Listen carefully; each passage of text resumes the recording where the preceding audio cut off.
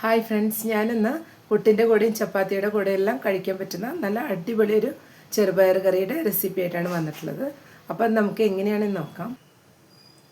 ചെറുപയർ കറി ഉണ്ടാക്കാനായിട്ട് ഞാനിവിടെ 1 കപ്പ് ചെറുപയറാണ് എടുത്തിട്ടുള്ളത്. ഞാനിത് സോക്ക് ചെയ്ത് വെച്ചിട്ടില്ല. നമുക്ക് വേണമെങ്കിൽ സോക്ക് ചെയ്ത് വെച്ചിട്ട് വേണമെങ്കിലും എടുക്കാവുന്നതാണ്. ഇത് നമുക്കൊന്ന് വേവിച്ചെടുക്കാം. ഇപ്പം ഞാൻ ചെറുപയർ ഒരു കുക്കറിലോട്ട് ഇട്ട് കൊടുത്തിട്ടുണ്ട്. ഇനി ഇതിലോട്ട് നമുക്ക് കുറച്ച് ഉപ്പ് ചേർത്ത് കൊടുക്കാം.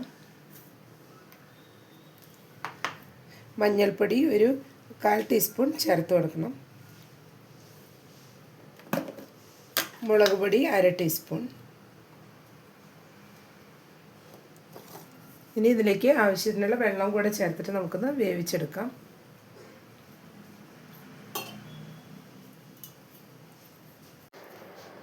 ഞാനിതിലോട്ടിപ്പോൾ ഒരു 2.5 ഗ്ലാസ് വെള്ളമാണ് ഒഴിച്ചു കൊടുക്കുന്നത്.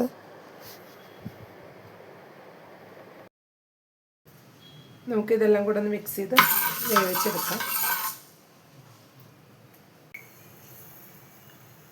ചെറുപയർ വേവുന്ന സമയം കൊണ്ട് നമുക്കിതിലേക്കുള്ള തേങ്ങയൊന്ന് അരച്ചെടുക്കണം. ഞാനിപ്പോൾ 1 കപ്പ് തേങ്ങയാണ് എടുത്തിട്ടുള്ളത്. അതിലോട്ട് നമുക്കൊരു 1/4 ടീസ്പൂൺ നല്ല ജീരകം ഇട്ട് കൊടുക്കണം. ചെറിയ ജീരകമാണ് ഇട്ട് കൊടുക്കുന്നത്.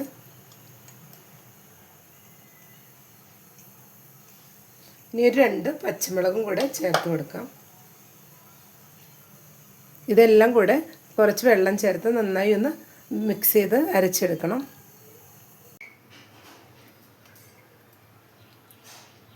ഇപ്പോൾ നമ്മുടെ ചെറുപയർ ഇവിടെ നന്നായി തന്നെ വെന്ത് വന്നിട്ടുണ്ട്.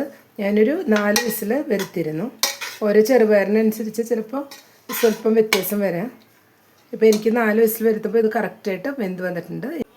നമ്മളിത് കറിയൊക്കെ എടുക്കുന്നതുകൊണ്ട് ഇനി 1 ഗ്ലാസ് വെള്ളം കൂടെ ഇതിലാദ്യം ആഡ് ചെയ്ത് കൊടുക്കാം. ചൂടുവെള്ളമാണ് ഒഴിച്ചു കൊടുക്കുന്നത്.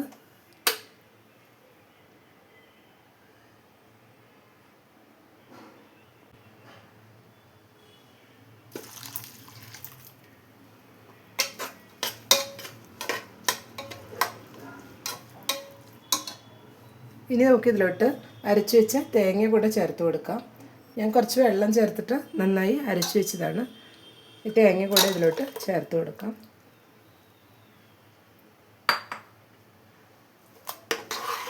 നമുക്കിതെല്ലാം കൂടെ നന്നായി ഒന്ന് മിക്സ് ചെയ്തെടുക്കണം.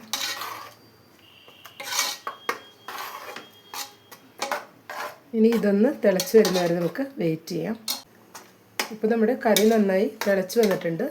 ഇനി ഇത് ഫ്ലെയിം ഓഫ് ചെയ്ത് നമുക്കൊന്ന് താളിച്ചെടുക്കാം.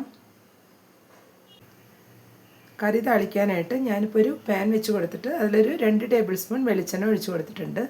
ഇതിലോട്ട് നമുക്കൊരു 2 ടീസ്പൂൺ കടുക് ഇട്ട് കൊടുക്കണം.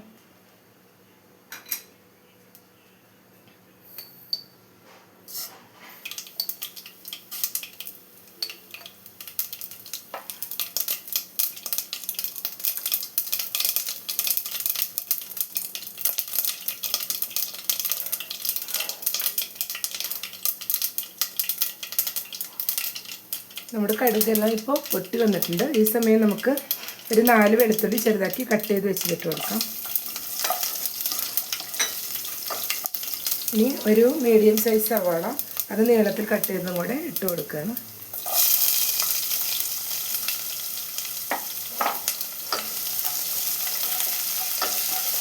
ഇനി ഇതെല്ലാം കൂടെ കളറൊന്ന് മാറി വരുന്നവരെ വഴറ്റിയെടുക്കണം.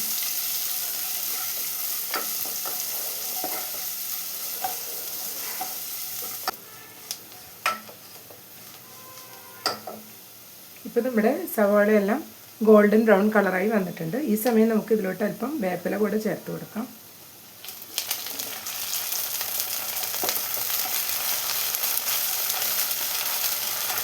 ഇനി നമുക്ക് കറി ഇതിലോട്ട് ഒഴിച്ചു കൊടുക്കാം.